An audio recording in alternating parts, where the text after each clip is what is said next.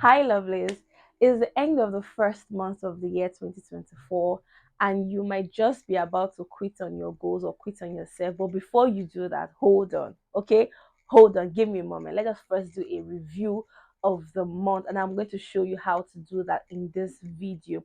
Also, at the end of this video, I'm going to be sharing the number one reason many people quit on their goals or quit on themselves at the first few months into the year. So stay tuned. Welcome to my YouTube channel. This is a channel where we walk our talk and talk our walk, if you know what I mean. Soften up the mess, drop it in the water, let the daughter find her image with the rest. She'll be learning how to breathe, spinning through identity, reveal another pretty little scheme. Save her mind. So welcome back.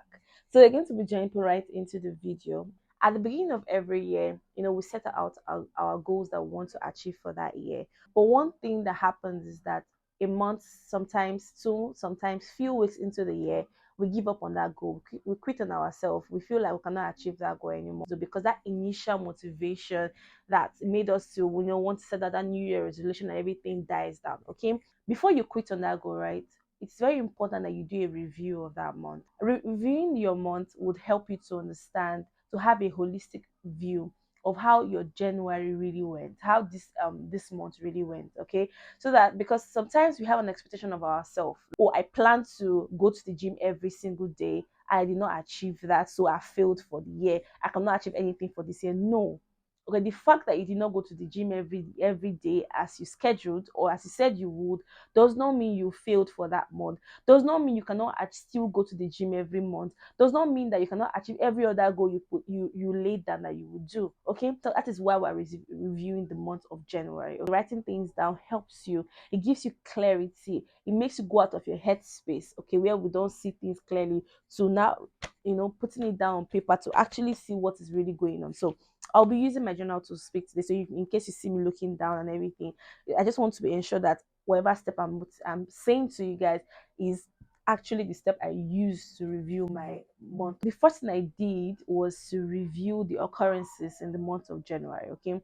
So I wrote down all the things that occurred in this year, in this month of January. Okay. I wrote down what went well this month. I wrote down what did not go well and the mistakes I made. Like the things that did not go well, what were the reason why they did not go well? Was it because of a mistake I made, or was it because of situations that I could not control? Another thing I wrote down was what are the things I should do differently, okay, for the next month. The things that when you analyze what went well and the things that it went wrong, okay, you'll be able to know, okay, what should I do differently that should give me a different result in February, or what should I continue to do that worked for me in January, I should continue to do it in February. Okay, it gave me a clearer picture. I could see that, oh wow, I may not have achieved a particular goal that I was aiming at, a tangible goal that I would say, okay, no, if I achieve this, I've achieved everything for the month of January. But I noticed that I had beautiful occurrences in January.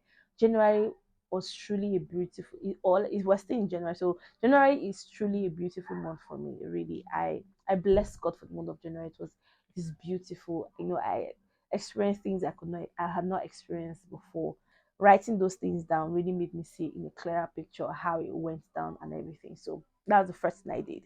So the second thing I did was I reviewed my goals. Okay, it's good to be able to review your goals. So a lot of my goals are etched in my memory. However, there are some things that I will miss out naturally because I'm human. You understand? So that is why I had to go back to my goals. I broke down my goals into the 12-week method, like I said. So goals I must achieve every quarter, right? So I did that. So I went to review. I had to review my goals to see, okay, am I on track with the goals I set for myself, or am I off track? Okay, one thing I realized for myself in the month of January was that I was not able to, achieve my tangible goals. When I mean tangible or physical goals, I mean things that you could see, you can easily measure. You can really say, oh, I was at point A, now I'm at point B. Yeah, I was not able to achieve those kind of goals I set for myself, but I was able to achieve a lot of my mental goals. Okay, so it's like January was a month where, let me say, the Lord prepared me mentally for the year. I don't know how to explain that, but in this month I was able to do things that I was not able to do before.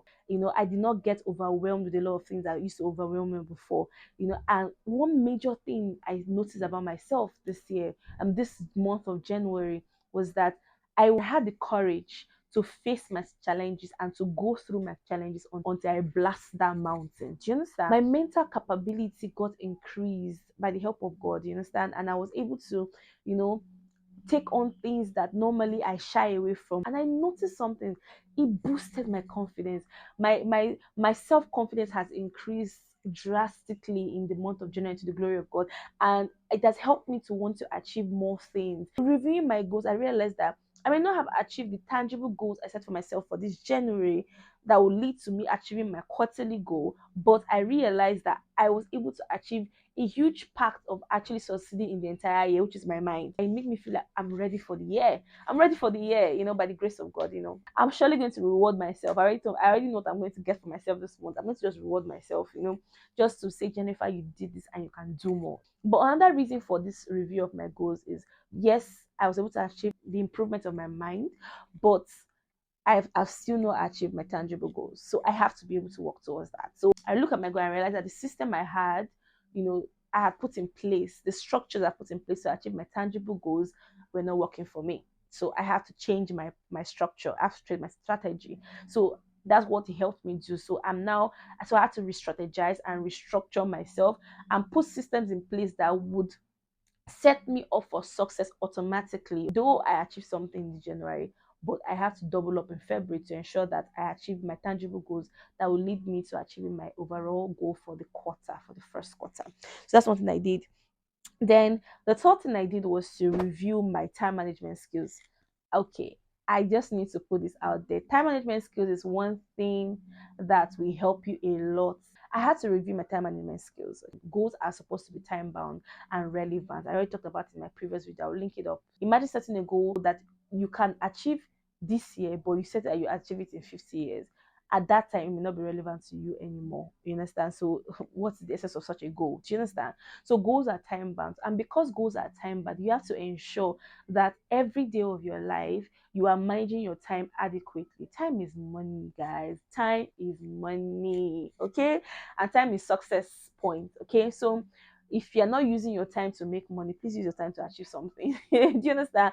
Don't while away your time. So I realized that my time management skills came glaring in my eye that, oh, I need to work on this aspect. Okay, so I did a review of my time management skills. I had to ask myself, how did I manage my time for this month? Did I do the things I ought to do when I ought to do them, or did I procrastinate them? Okay, so I had to check myself, as part of the self-reflection, that many things that I did, why was I doing it at the right time, or was I procrastinating it? Because I've come to realize that what you're supposed to do today, if you move it to the next day, that next day has something that's supposed to be achieved that next day. So it also makes us get overwhelmed that we have so much to do today.